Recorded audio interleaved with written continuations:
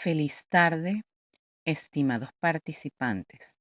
Les doy la más cordial bienvenida a este cuarto y último encuentro síncrono del trimestre 2024-2, donde conoceremos el tercer núcleo temático de la unidad curricular Teoría de los Tratamientos 1, el cual constituye un espacio de aprendizaje donde se conocerá el diseño de planes de intervención para el abordaje de los trastornos clínicos asociados a la modificación de conducta, reconocimiento de la formulación de objetivos terapéuticos, descripción de la evolución terapéutica y los protocolos de tratamiento, diagnósticos de trastornos clínicos asociados a la conducta y elaboración de protocolos de tratamientos para los trastornos clínicos psicológicos.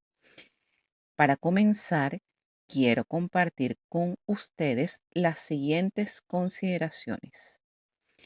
Espero que a este nivel sigan enamorados de la psicología y tengan presente que esta es una profesión que implica un gran compromiso, respeto a la privacidad, disciplina, preparación constante y responsabilidad ética con las personas que depositan la confianza de su salud mental en nuestras manos.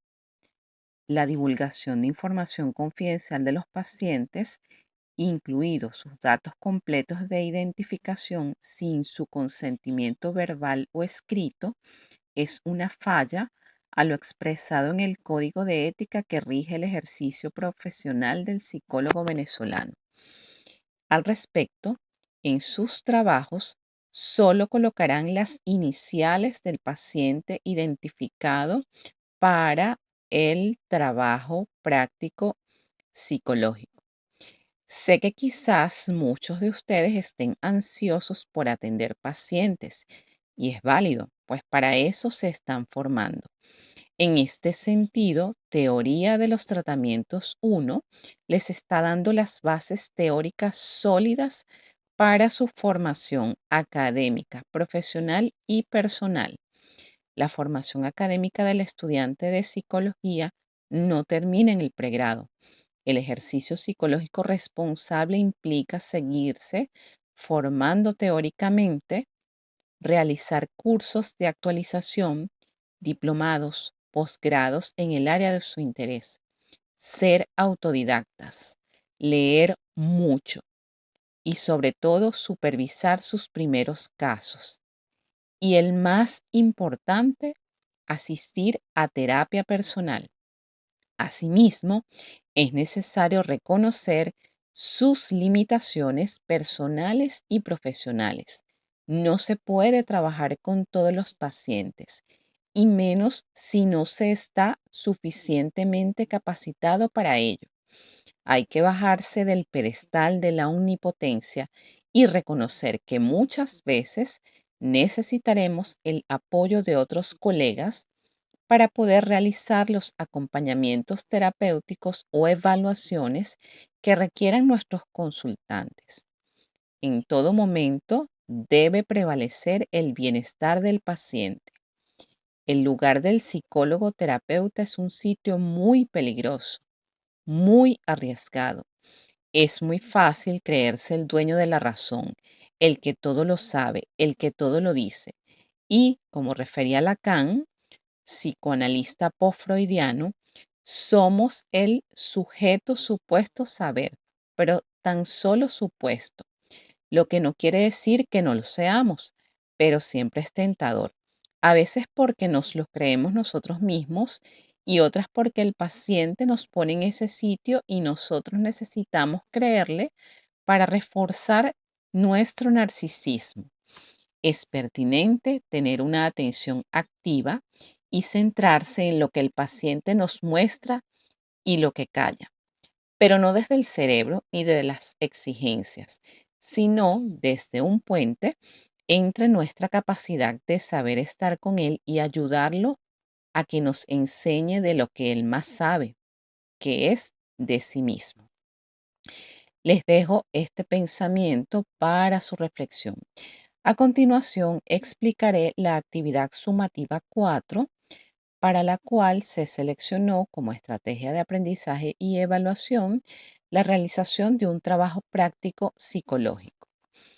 Esta actividad tiene como fecha de entrega la semana 10, es decir, desde el lunes 8 de julio hasta el domingo 14 de julio, siendo la fecha límite para esta entrega el día martes 16 de julio. Este encuentro es oportuno para informar que se encuentran en proceso de retroalimentación y calificación la actividad sumativa 3. Por otra parte, es importante que tengan presente que a partir de la semana 10 también inicia el periodo de solicitud de la prueba remedial.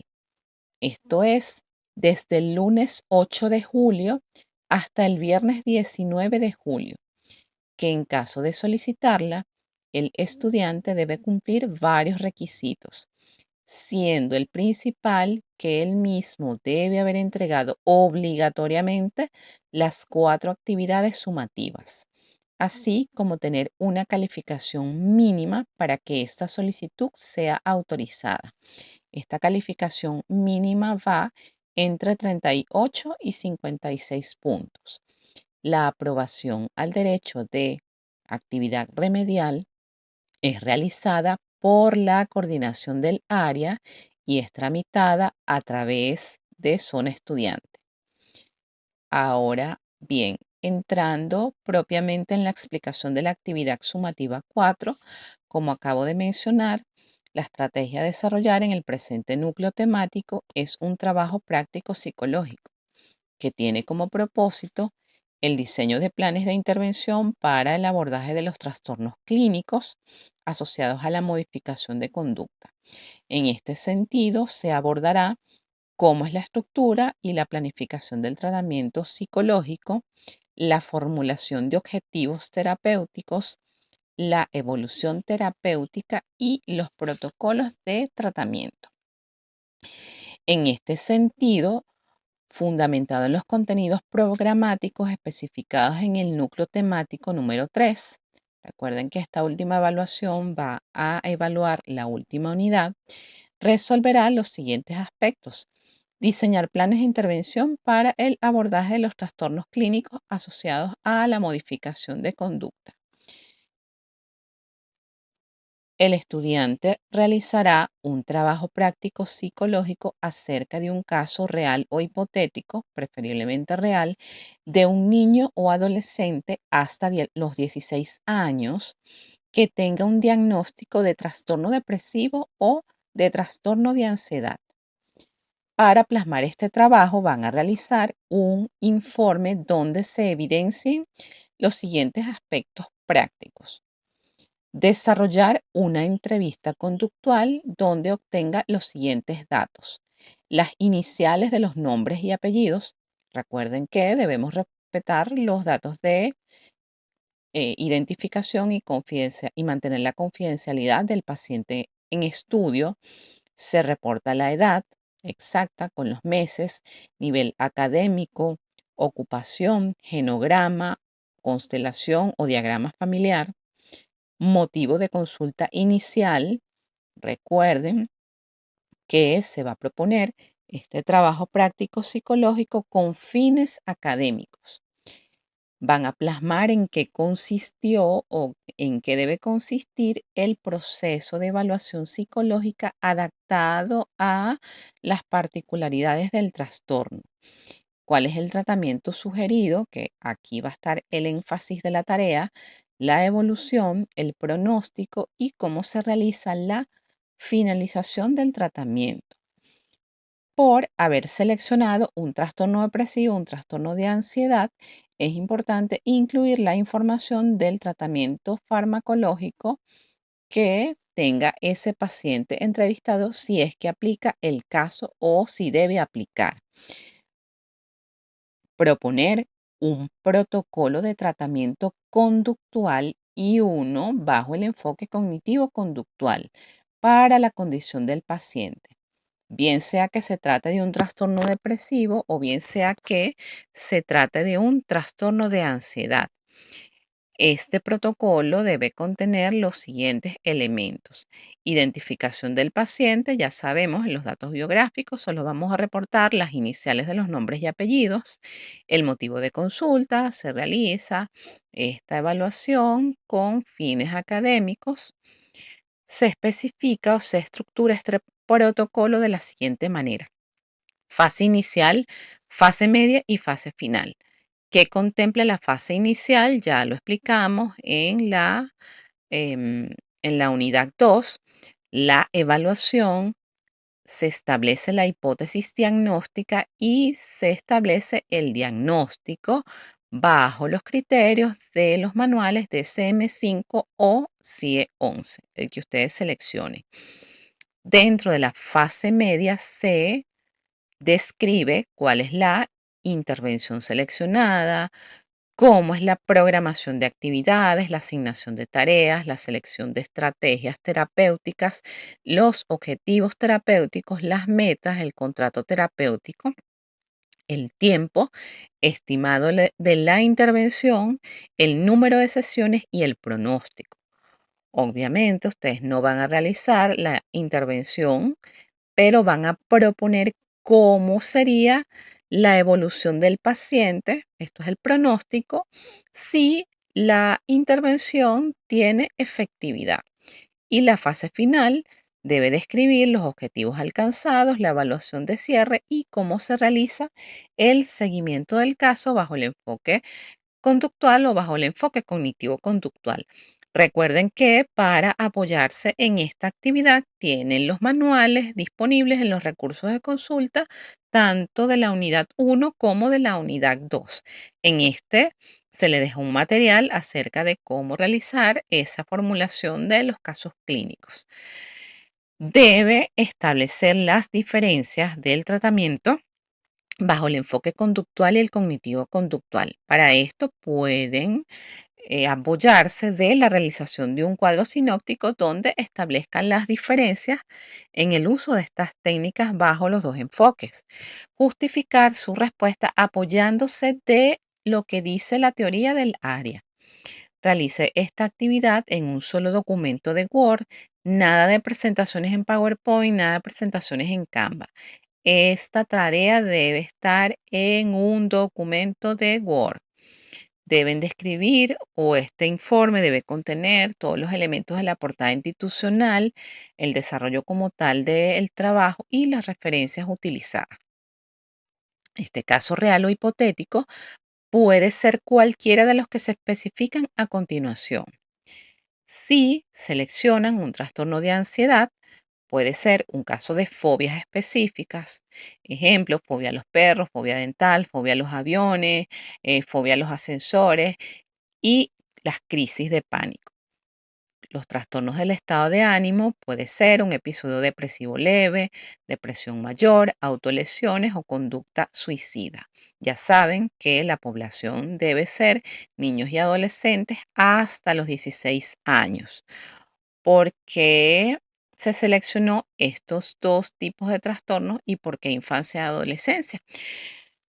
Infancia y adolescencia porque para nosotros poder dominar luego las técnicas en el área adulta debemos haber pasado por el ejercicio de hacer la práctica con la infancia y adolescencia. ¿Por qué estos dos trastornos? Porque son precisamente los que tienen mayor prevalencia e incidencia en el ejercicio clínico psicológico. Es decir, que estos son los dos motivos de consulta más frecuentes en la infancia y adolescencia, sobre todo posterior a la pandemia. Para el desarrollo de este trabajo práctico se debe describir la situación problemática que será abordada. Para ello, si para ello requirió instrumentos de recolección de datos, pues los menciona. Estos deben ser descritos y se debe justificar su escogencia. Ejemplo, si usted va a trabajar con un trastorno de ansiedad, pues utilizará el cuestionario de evaluación de ansiedad de Hamilton. Si usted escogió un trastorno depresivo, usted debe considerar si aplica el inventario de depresión de Beck o la escala de depresión de Hamilton. O sea, que nos vamos a apoyar desde los recursos evaluativos en el enfoque conductual o cognitivo-conductual con instrumentos psicométricos. Deben evitarse, se pueden utilizar, pero deben evitarse el uso de pruebas proyectivas. Luego van a establecer su hipótesis diagnóstica o el diagnóstico individual para poder abordar a continuación los objetivos de la intervención. Es importante definir los objetivos de la intervención, que en este caso lo constituyen esas metas terapéuticas o del cambio conductual individual. Describir ese plan de intervención propuesto por fases y sesiones. En este caso también sugiero que este sea estructurado a través de cuadros donde se especifica qué se trabajará en cada una de las sesiones, cuál es el objetivo de la sesión y cuál es el objetivo plan terapéutico.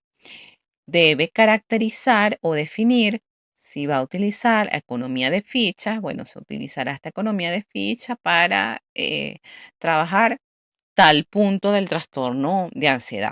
Eso es un ejemplo. O se trabajará sesión 1, entrenamiento en relajación muscular progresiva. Y así. Este plan debe estar sistematizado en un cuadro sinóptico, como les acabo de describir, donde señalen todos estos elementos indicados. Finalmente, se deben realizar la fase de evaluación del plan de intervención, incorporando los cambios observados y estableciendo el logro de los objetivos o metas establecidas. En los recursos de consulta les dejé como lectura guía de esta unidad un artículo de Bernardi del año 2014 que está alojada en la revista de Psiquiatría del Uruguay, denominado La formulación clínica del caso y su valor para la práctica clínica. Estos resultados o este informe debe ser estructurado de la siguiente manera. En ese documento de Word, la primera página debe ser la portada institucional con todos los elementos señalados.